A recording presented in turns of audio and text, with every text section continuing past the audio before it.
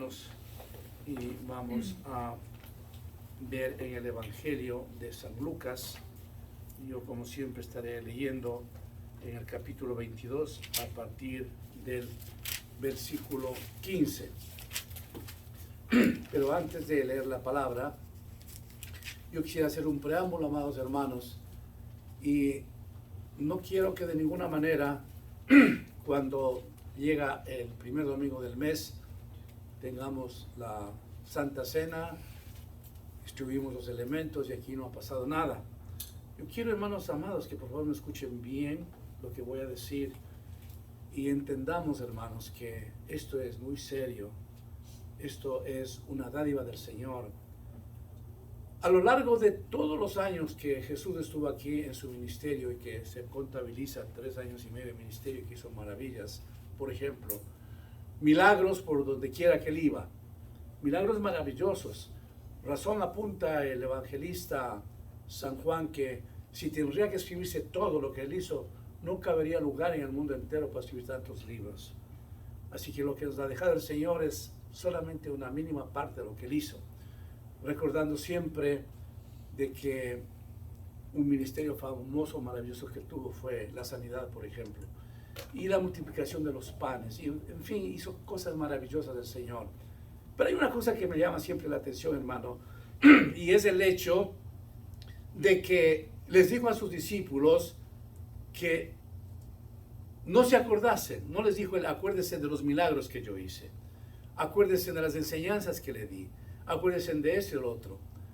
El Señor les anima, les pide, les da un mandamiento de acordarse de la muerte, la crucifixión y la resurrección, porque era lo mejor que el Señor dejaba a nuestras vidas y al mundo entero. Él nunca mencionó, quiero que se acuerden de mí de esto, de esto otro, lo que hice con ustedes, nos fuimos por acá, por allá, nada. Él más bien dice, acuérdense de este momento crucial que voy a pasar. Acuérdense de mi muerte, de mi resurrección. Y nos deja este legado a nosotros para que en igual medida que anunciaba a los apóstoles, nos acordemos nosotros, hermanos, de la muerte de Cristo. Nos acordemos de la resurrección de Cristo, hermanos. Si Él no hubiera resucitado, como dice el apóstol San Pablo, si Cristo no hubiera resucitado, en vano es mi predicación. No estaríamos aquí, hermanos. La muerte de Cristo sin la resurrección hubiera sido como cualquier otra. El sufrimiento de Cristo, que no se compara con nada, si era así de simple, no hubiera habido ninguna trascendencia. Pero la importancia que le da el mismo Señor Jesús a sus discípulos es que les dice que se acuerden, porque era el sufrimiento más grande que nuestro Señor Jesucristo tenía. Acordándonos nuevamente, hermanos, la noche que Él sabía que le entregarían, fue a orar en el Monte de los Olivos. Y fue tanta fuerza, con tanta fuerza que oraba, que por su rostro no bajaba un sudor, sino gotas de sangre. Así dice la palabra, hermanos. Tenía un sufrimiento tan grande el Señor porque era el único que sabía lo que tenía que pasar. Y convoca a los discípulos para que oren por Él. Obviamente los discípulos estaban cansados, dormidos, y no oraron como el Señor les pedía. Por 3 veces regresó donde ellos. No han podido orar por mí ni siquiera 1 hora, les comentaba el Señor. Era el único que podía entender lo que le iba a pasar, hermanos. ¿Cuántas veces nosotros, cuando vamos a una entrevista o estamos enfrentando cualquier situación y mañana tenemos que enfrentarnos a lo que ha ocurrido en nuestras vidas, nos ponemos tensos, nos ponemos preocupados? A veces decimos, ¿y qué pasará después de esta reunión? ¿Qué habrá?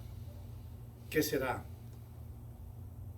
En nuestra naturaleza humana estamos siempre pensativos. ¿Qué ocurrirá con mi vida? ¿Qué es lo que pasará? Imaginémonos entonces en esta mañana, amados hermanos, cómo se sentía nuestro Señor Jesucristo si Él sabía perfectamente lo que le iba a pasar. Él sabía el dolor en su cuerpo que iba a tener. Él sabía, amados hermanos, que iba a haber una multitud que le gritaría, crucifíquenle, crucifíquenle. Él sabía que sus discípulos le iban a abandonar. Él sabía que un hombre, colega de él, le iba a traicionar por un puñado de monedas. Él sabía que un amigo íntimo de él, su brazo derecho, le iba a negarle 3 veces en su misma cara, así que no le conozco. Se sintió absolutamente solo, hermanos. Después de haber servido a tanta gente, llegaba la hora más difícil. Dice que el Señor tenía angustia en su naturaleza humana. Entendamos esto, hermanos. En su naturaleza humana, Él tenía angustia de lo que iba Él a pasar. Era el momento más álgido de su vida, pero al mismo tiempo se acercaba el día más glorioso, porque a través de la resurrección nos daba vida eterna. Amén. Así que voy a leer, hermanos, a partir del 14 diría, cuando era la hora, se sentó a la mesa y con él los apóstoles y les dijo, cuánto he deseado comer con vosotros esta Pascua antes que padezca. Miren esa ternura del Señor. Cuánto he ansiado sentarme a la mesa con ustedes. Cuando nosotros, hermanos, tenemos reuniones familiares, por ejemplo, ayer vino mi hijita desde Georgia con su familia, mis hijos regresaron del Ecuador y nos reunimos con todos los nietos y con los hijos y la nuera y el yerno. Nos faltó otra familia, abuelito y su familia, pero tuvimos la mayoría ahí. Yo como el abuelito, el patriarca de esa casa, me sentí muy contento porque no siempre nos reunimos, hermanos. No siempre estamos juntos como familia. Por ejemplo, en el caso de mis hermanos de Venezuela. Dirán, mis padres, mis hermanos, mi familia no está con nosotros. Y tenemos que tener una reunión sin ellos. Y cuando llega a fechas como Navidad especialmente, uno siente ese dolor, ese recuerdo. Cuando vine a este país yo no estaba con mi familia y venía Navidad y yo me sentía solo. Estaba con una familia pero me sentía solo, saber que no estaban junto a mí mis padres, el resto de mi familia, yo vivía solo. Ustedes saben lo que es eso, hermanos, porque no están viviendo con todas las familias que ustedes quisieron. Nuestro Señor Jesucristo expone cuánto yo he deseado estar con ustedes en esta cena, cuánto he anhelado. Miramos en Él un amor genuino, hermanos, un deseo puro, ferviente que Él tenía para sus apóstoles. Cuánto he deseado estar con ustedes. Para Él no significaba una reunión más. Para Él esta reunión era muy trascendental. Para Él era la cena más maravillosa en medio del dolor que Él iba a tener. Porque Él sabía que en breve moriría y en breve resucitaría y en breve diría al mundo entero, mi sangre preciosa les da salvación eterna. En medio de ese dolor, Él les explicaba a los discípulos cuánto he deseado, cuánto he ansiado estar con ustedes. Aquí miramos un amor profundo de parte de nuestro Señor Jesucristo, hermanos. Eso es lo que nos está diciendo en estos días del Señor. Cuánto deseo de que tú estés conmigo en esta cena, que puede ser la última que tú la tomes. Cada vez que nosotros venimos, hermanos, a celebrar, a conmemorar la Santa Cena, recordemos que puede ser la última vez, hermanos. Hoy estamos y mañana no estamos. Es increíble cómo estamos un día tan bien en nuestra salud, hermanos, y después al día siguiente, ¡bum!, nos pasa algo. No puedo entender lo que me ha pasado a mí. No podemos nosotros entender lo que nos ha pasado en muchas ocasiones, hermanos. Yo jamás pude entender que tenía que pasar 10 meses imposibilitado cuando me operaron. Así es la vida. Y pasa un accidente, y pasa una cosa, pasa otra cosa. No estamos nosotros en condiciones de saber, de prevenir el día de mañana. Solamente lo sabe el Señor. Por eso Él exhorta, habla con ese amor profundo el deseo, la ansiedad que él tenía, estar junto a ellos. Ahora, hermanos, escúchenme bien esto. Si usted cree que Jesús está aquí, entonces va a participar de la cena con todo su amor al Señor. Amén. ¿Usted cree realmente que el Señor está aquí? Amén. ¿Usted cree que el Señor está aquí, hermanos? Amén. Bueno, tenemos que creer que el Señor está aquí y que Él va a estar con nosotros, específicamente cuando compartamos la Santa Cena. Él nos está diciendo, hijitos míos, he tenido tanto deseo de estar en este día con ustedes, porque su palabra nos dice, hermanos, bien clarísimo, yo estaré con vosotros hasta el fin del mundo. Amén. Así es que el Señor está con nosotros. Vamos a aprovechar este día tan solemne cuando estamos recordando su pasión, su muerte, su resurrección. Vamos a entender eso profundamente para que no sea una cena más, un domingo más que teníamos que celebrar la Santa Cena, sino que realmente estemos arraigados en el corazón con nuestro Señor Jesucristo. Les dice, porque os digo que no la comeré más hasta que se cumpla en el reino de Dios. Les advierte, dice, no voy a poder nunca más. Esta es la última vez que voy a estar con ustedes. Pero nos deja un legado tremendo, ¿no es cierto? Dice, hasta que se cumpla lo que dice el reino de Dios, hasta que se cumpla lo que ocurre en el reino de Dios. ¿Qué hace pensar este momento a usted? ¿Cuándo será ese evento? Dice, yo no voy a estar con ustedes. Nos está anunciando un evento tremendo cuando vamos a verle cara a cara al Señor. ¿Cuándo? En las bodas del Cordero, hermanos. Vamos nuevamente a cenar con Él. Vamos a estar personalmente viéndole al Señor. ¿No es eso suficiente como para que seamos nosotros felices y estemos contentos, amados hermanos, de ser sus hijos? Y que si bien es cierto, nosotros estamos en el Espíritu satisfechos, alegres de que hoy estará con nosotros y hoy está con nosotros el Señor y que vamos a celebrar la Santa Cena con Él.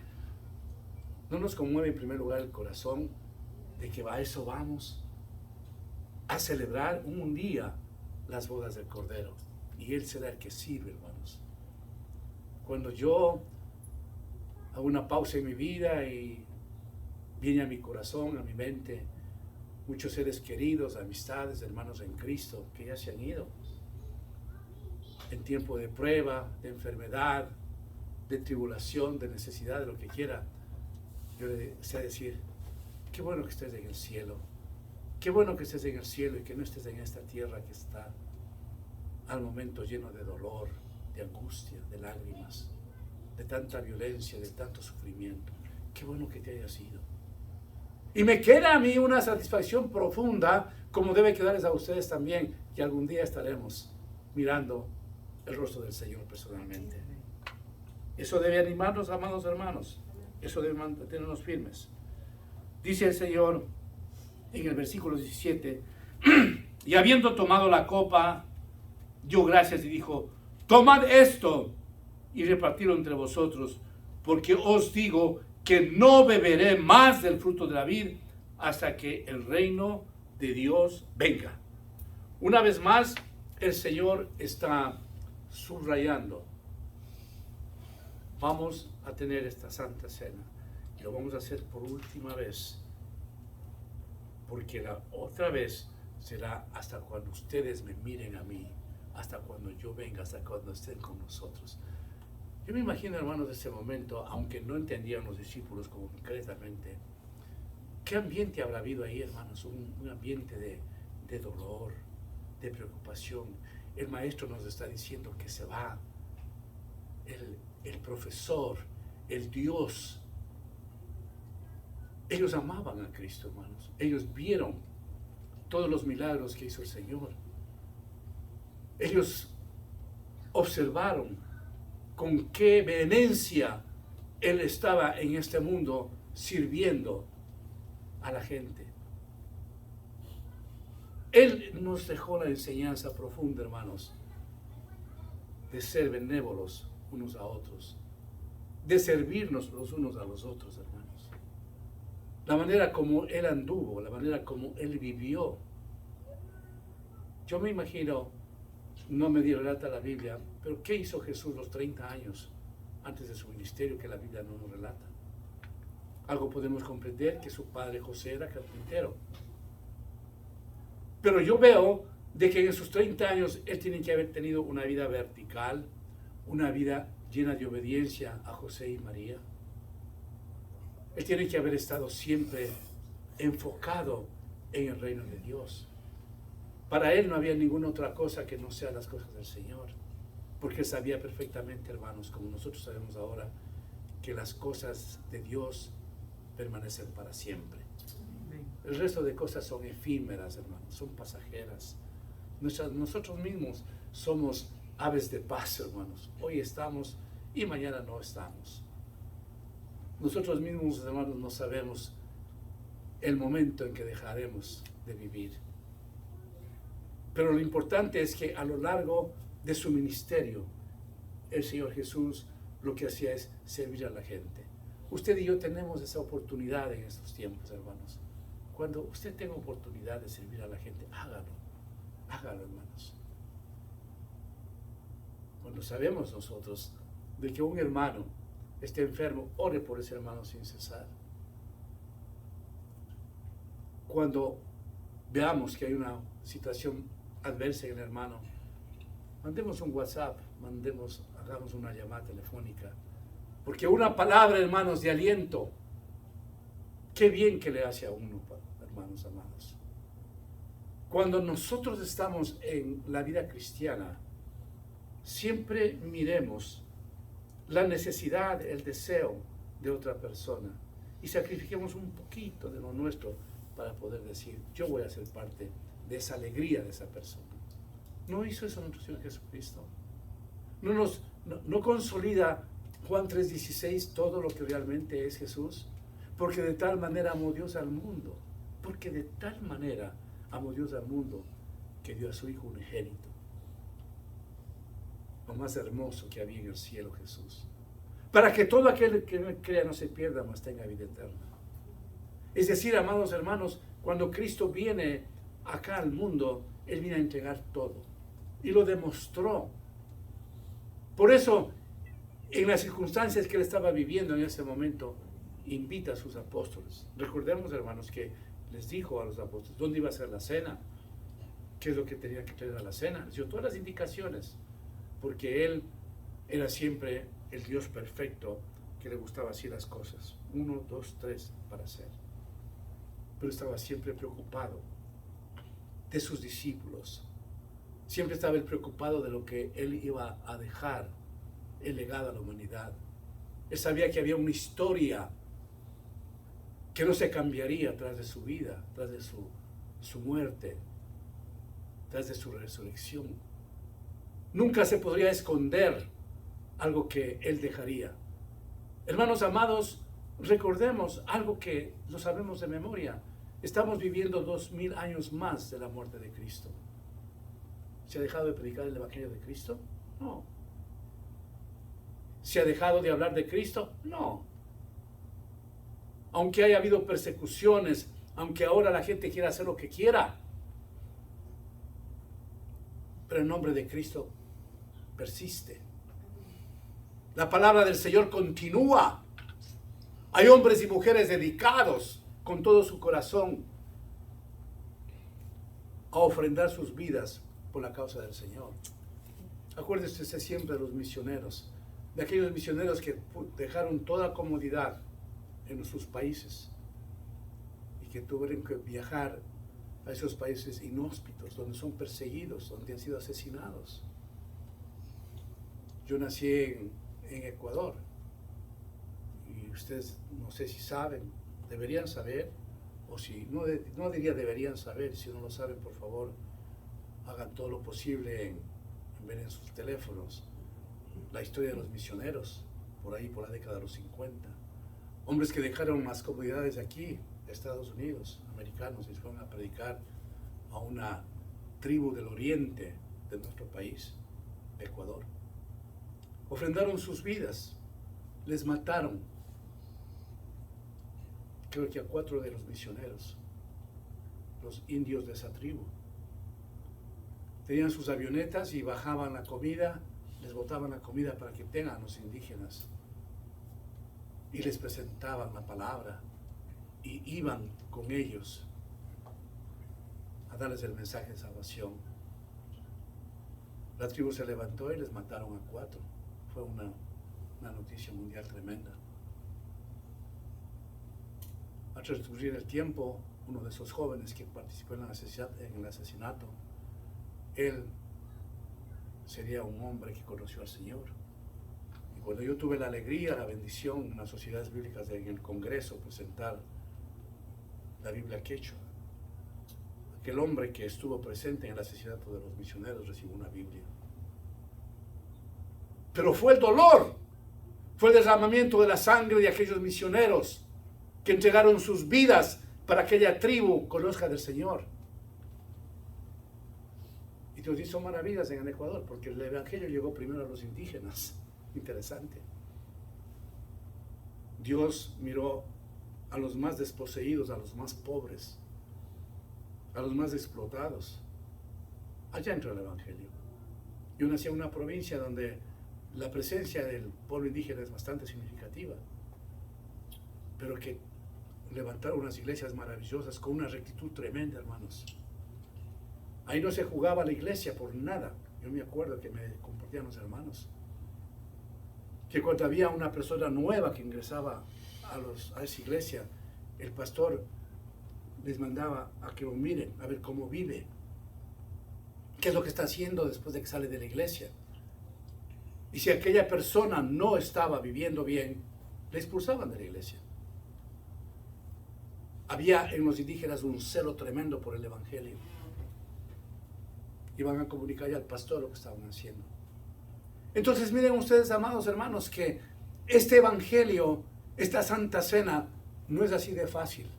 Tras de eso ha habido dolor, ha habido sangre, ha habido sacrificio, ha habido el dárselos. Si aquellos misioneros en el Ecuador no hubieran llegado, el Evangelio no hubiera entrado allá. Pero se expandió el Evangelio.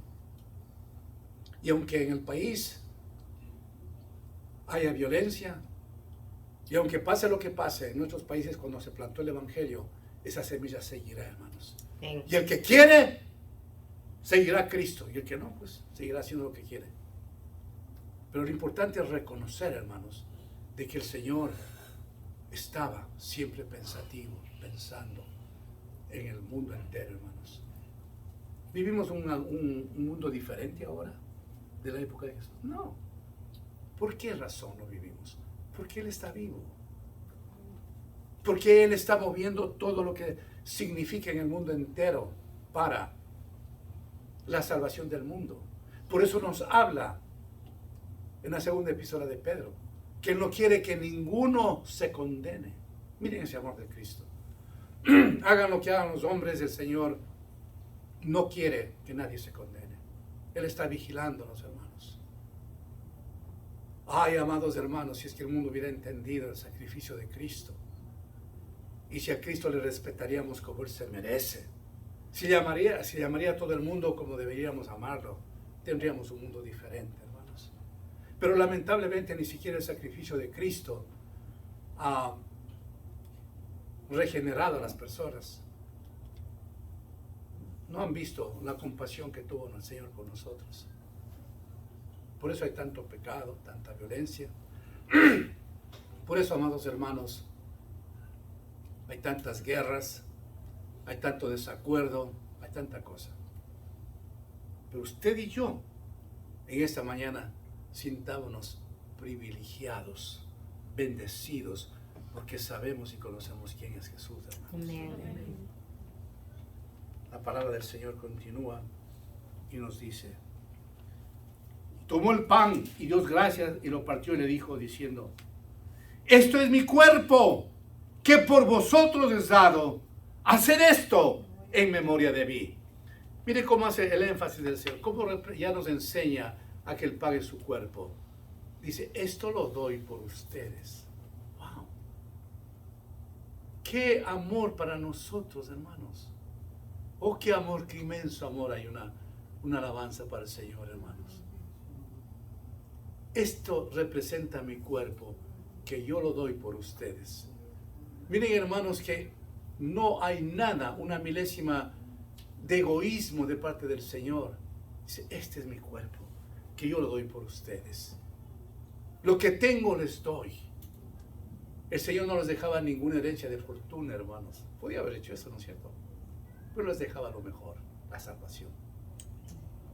¿Habría comparación, hermanos, de lo que significa las cosas materiales versus la salvación? De ninguna manera. La salvación es lo más precioso que usted y yo tenemos, hermanos. Por favor, en esta mañana, hermanos, si nosotros profundamente entendemos eso, vamos a vivir una vida de felicidad, hermanos. Lo mejor, amado hermano, amada hermana, que usted tiene es la salvación. Amén, amén. Fuera de eso, ¿qué puede usted comparar, hermanos? Nada. La salvación es algo maravilloso que le llegó a usted. Recordando, hermanos, que usted no la buscó, le dio el Señor. Recordando, hermanos, que usted y yo no hicimos nada para ser salvos, como dice en Efesios, que recibimos por gracia la salvación, por medio de la fe, no por medio de las obras, para que nadie se gloríe. Nosotros recibimos la salvación pura a través de esto, que el Señor dijo, mi cuerpo os doy, mi cuerpo os entrego. Nosotros somos salvos porque un día el Señor, hermanos, nos hizo el llamado. Yo quisiera que esto entendamos muy bien, hermanos. Usted no le llamó al Señor. El Señor un día le llamó a usted. Amén. Hermanos, cuando usted ve desde Génesis hasta Apocalipsis, hay el llamado de Dios. Entonces, hermanos, si Dios me llamó a mí, le llamó a usted, yo me siento honrado, privilegiado, bendecido. Él le hizo el llamado a usted. Como le hizo un día a Abraham, a Jacob, a Isaac, a Moisés, a Pablo. ¿Pablo fue a golpear las puertas de Jesús? No. Perseguía a la iglesia de Cristo. Él se contentaba con ver al pueblo de Dios en la cárcel. Por eso él estaba felizote cuando le apedrearon a Esteban y murió apedreado. Él no conocía al Señor. Pero llegó el momento en que Dios tenía un plan con él y lo trajo. ¿Sabe que ese es el plan perfecto que Dios tiene con usted? Amén. Y yo quisiera que todos estemos claros en eso, hermanos. Aunque no estemos en este momento mirando qué será el plan de Dios, yo quiero decir en esta mañana, el Señor sí tiene un plan perfecto en usted. Amén. Él lo llamó a usted, hermano, porque le amó desde antes de la fundación del mundo. Amén. Él escogió a usted desde antes de la fundación del mundo. Yo me siento privilegiado, hermanos. ¿Y cuántas veces he dicho desde este púlpito, por qué yo en una familia de 10 me escogió a mí? ¿Por qué estoy aquí en el púlpito? ¿Por qué he predicado por más de 40 años? ¿Saben por qué? Por la gracia y la misericordia de Dios, hermanos. ¿No es eso suficiente para que yo le ame al Señor? Él me escogió. ¿Por qué a mí? Y cuando yo empiezo a orar por mis compañeros de colegio, de barrio, y miro sus rostros, algunos de ellos ya han fallecido, digo, Señor, de todo ese grupo me escogiste. De todo ese grupo usted fue escogido. De todo el grupo de su familia, que pueden ser cuantos, usted fue escogido. Usted pertenece ahora al real sacerdocio. Usted no buscó a Cristo, Él le buscó a usted. Amén. Él escogió a usted. Él decidió de que usted sea un hijo de Él, una hija de Él.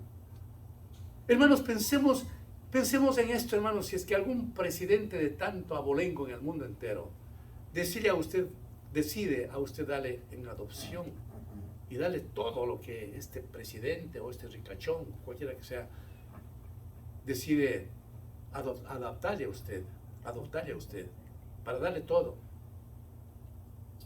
Posiblemente y humanamente dirían, wow, este hombre es súper millonario, me está adoptando. Ya, va a tener todo. Imaginémonos, hermanos, nosotros somos adoptados por el Rey de Reyes, el Señor de Señores, y el que dice, mía es la tierra y todo lo que en ella habita. Amén. Nuestro Dios no es cualquier cosa, hermanos. Es el creador del universo.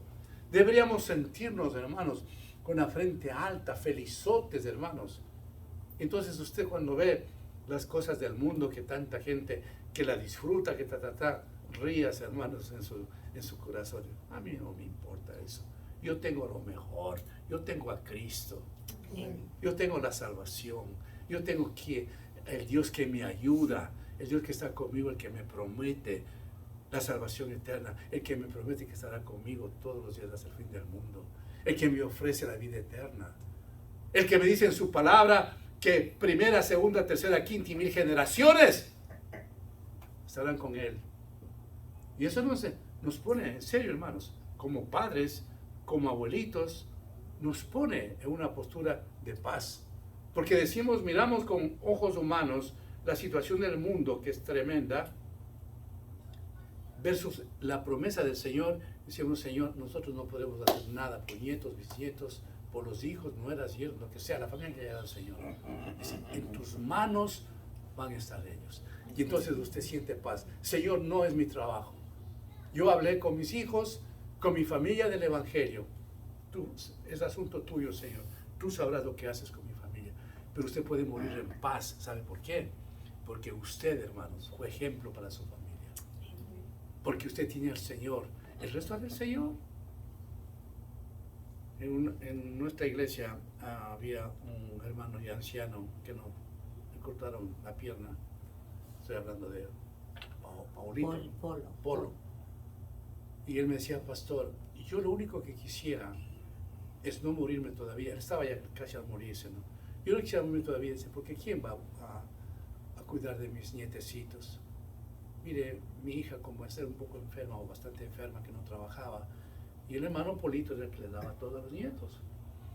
Entonces, con una angustia en su corazón, ¿y ahora quién va a ver de mis nietos? Decía, hermano Polito, escúcheme bien esto. ¿Usted tiene a Cristo en su corazón? Sí. ¿Usted le aceptó al Señor algún día? Sí. Yo le he visto que usted es muy fiel. En verdad que él venía sin su pierna y era uno de los primeros en llegar a la iglesia. ¿Usted ama al Señor, Polito? Sí. Bueno, déjeme que diga lo siguiente. Cuando usted muera, Dios, que Él tiene todo, va a cuidar de sus nietos. Usted muera tranquilo. Muera en paz. No se preocupe. Dios de pronto le va a llevar a usted.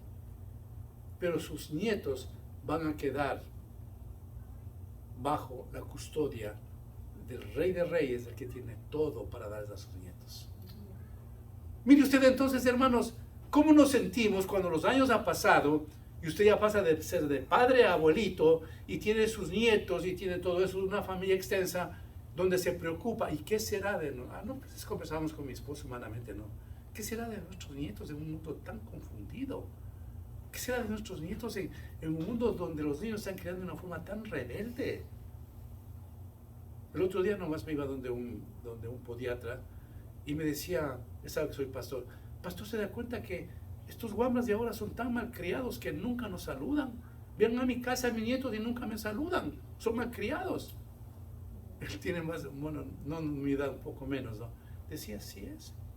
Dice, ¿no cree usted que está haciendo falta que los padres les enseñen? Yo le decía, doctor, yo creo que lo que falta es Cristo en la vida de esos hogares.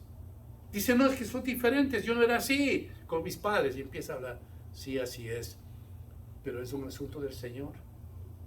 Entonces, hermanos, cuando nosotros miramos lo que está ocurriendo con esa familia nuestra y miramos a un mundo tan terrible, porque así lo es, nosotros tenemos, hermanos, la alegría de decir, en tus manos, Señor, dejo a mi familia.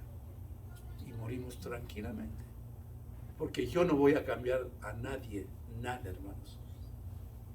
Lo importante es entender eso. Usted y yo no cambiamos a nuestros hijos, a nuestros nietos, yernos, nueras, a nadie. Lo único que nosotros hacemos cuando tenemos oportunidad, para que el Señor no nos demande y podamos decir como San Pablo, ay de mí si no predico el Evangelio. Tenemos oportunidad, predicamos. Presentamos el plan de salvación. Esa es nuestra obligación. El resto es del Espíritu Santo. Nosotros no salvamos a nadie. Nosotros no podemos convencer a nadie. Nadie convence a nadie. Pero si nosotros tenemos una dependencia total y absoluta con el Señor, descansamos en el Señor. Algún día, Señor, tú harás la obra que mis hijos necesitan. Algún día, Señor, tú harás la obra que mis nietos necesitan. que mis padres necesitan, que mis primos, etcétera, usted anuncia a toda su familia ante la presencia del Señor, Él lo hará. Él lo hará. Ver cómo funciona el Señor es maravilloso, hermanos. Aunque sean los últimos días de esa persona que va a morir, hay reconciliación entre la familia, entre esposos. De veras, hermanos, hemos visto, Silvita y yo, en medio de nuestras familias, aunque sean los últimos días de fallecimiento, hay una comunión entre las personas para que se pueda establecer de que Dios está trabajando, está funcionando en ellos y a la final está preocupado de las cosas que el Señor va a hacer por nuestras familias. Finalmente dice el Señor, de igual manera, después que hubo cenado, tomó la copa diciendo, escuchen bien esto, esta copa es el nuevo pacto en mi sangre, que por vosotros, ¿qué? Se derrama. Esta copa es mi sangre. Nos hace, hermanos, una ilustración tan tremenda el Señor. Dice, mi sangre que derramo en la cruz por vuestros pecados, para que tengan salvación eterna. Amados hermanos, en la cruz del Calvario, nuestro Señor Jesucristo derrama su sangre preciosa. Y la sangre preciosa de Jesucristo es la que nos lava, la que nos limpia de todo pecado. Amén. Hay poder en la sangre de Cristo, Amén. hermanos, para todo. Amén. Entonces, cuando llegamos a comprender, hermanos, de que esto de la Santa Cena no es un asunto de tomar un poco de jugo con un poco de pan y se acabó, no. Aquí es esto serio, hermanos. Y la seriedad de eso es entender que el Señor está descifrando lo que es su cuerpo y lo que es su sangre, derramada en la cruz del Calvario por nosotros. El sufrimiento que tuvo el Señor antes de estar en la cruz y en la cruz es algo que no podemos definir, es algo que humanamente no podemos comprender. Ese dolor físico que Él tuvo, ese dolor psicológico, anímico, cuando escuchaba a esa multitud que decía que lo crucifiquen, que lo maten, cuando miró tantas cosas. En la sangre de Cristo está la herencia de la salvación, amados hermanos. Esto es lo que celebramos hoy día. Nos acordamos de que Él nos enseñó esto. Por eso deja consignar en la palabra, hermanos, para que nos dé esa fortaleza. Dice que, hermanos, que cuando nosotros recibimos la Santa Cena, se dice que nos da el Señor un combustible espiritual sui generis, único. Nos da valor, nos da fuerzas. Reconocemos que hemos pecado y decimos, Señor, perdóname porque he pecado. Empieza una nueva vida. Nos rejuvenecemos en Él. Bajamos la guardia y decimos, Señor, no soy digno de esto, pero tú me haces digno, Padre. Vamos entonces estableciendo, hermano, el por qué nosotros celebramos la Santa Cena, hermanos. Que esta enseñanza realmente haya llegado a nuestras vidas y no tomemos jamás en poco lo que el Señor hizo en la cruz del Calvario. Oremos, hermanos. Padre bendito, queremos agradecerte por habernos dado la vida, por habernos dado todo lo que necesitamos, Señor. En esta mañana, Señor, te suplicamos, Padre Santo, en el nombre de Jesús, que perdones mi pecado, el pecado de la congregación, para que, Señor, estemos aceptos ante tu presencia para compartir la Santa Cena, Señor. Lávanos con esa sangre preciosa de poder, Señor, porque no hay enemigo que pueda interponerse a tu perdón y al lavamiento de la sangre de nuestros pecados, Señor. Te adoramos y te bendecimos, Padre. Quiero poner en esta mañana en tu altar, en tus manos, oh Padre Santo, toda petición, todo anhelo de todas estas familias que estamos aquí presentes, para que tú nos regales, Señor, por favor. Siempre, cada mes, pones en mi corazón que lo que te pedimos, tú nos regalas, Señor. Cada uno de nosotros tenemos peticiones muy personales y lo ponemos en tu altar, en tus manos, para que en tu inmenso amor y misericordia tú nos otorgues, Señor. Te adoramos y te bendecimos en el nombre de Jesús. Amén. Pase por favor hermano Jesús y hermano Beto que me ayuden a compartir la Santa Cena.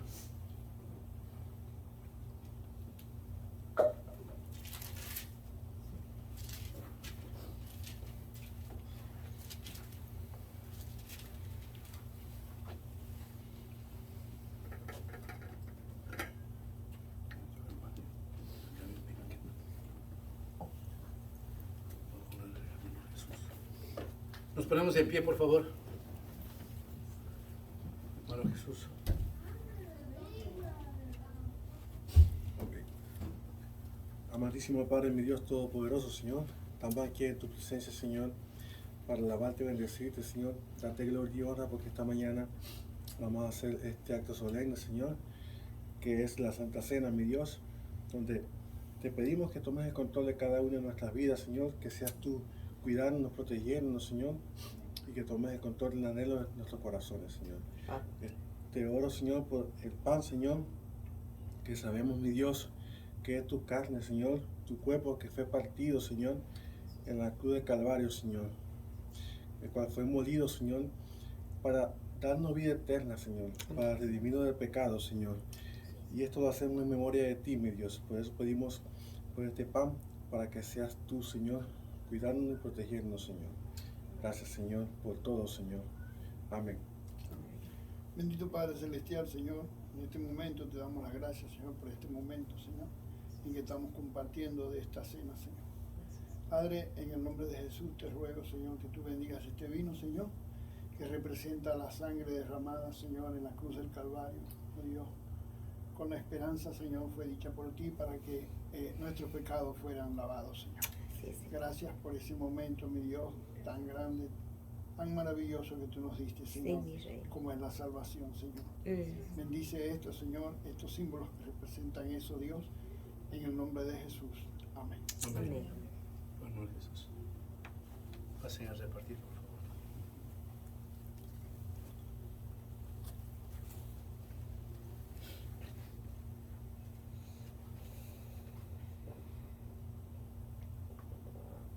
La congregación se mantiene en oración. En este momento diga ya al Señor lo que usted anhela, que ya está orado para que el Señor nos regale.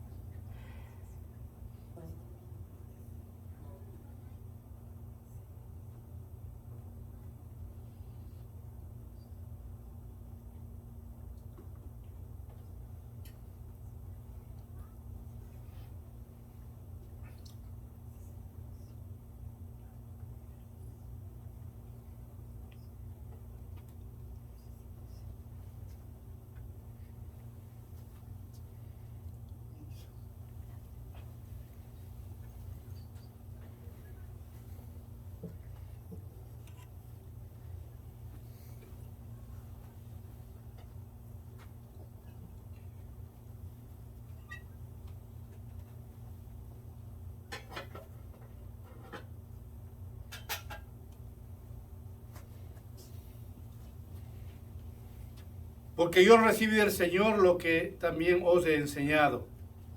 Que el Señor Jesús, la noche que fue entregado, tomó pan, y habiendo dado gracias, lo partió y dijo: tomad, comed, esto es mi cuerpo que por vosotros es partido.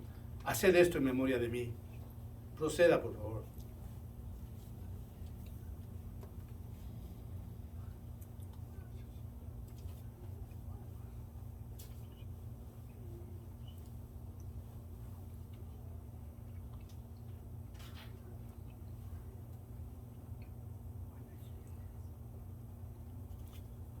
Asimismo, tomó también la copa después de haber cenado, diciendo: esta copa es el nuevo pacto en mi sangre. Haced esto todas las veces que la bebieres en memoria de mí. Procede. Padre bendito, Padre amado, en este momento yo levanto mis manos para suplicarte que bendiga, Señor, a este redil que es tuyo, porque tú eres el buen pastor. Que todas las peticiones que hemos puesto en tu altar, tú nos regales. En el nombre de Jesús oramos. Amén. Amén.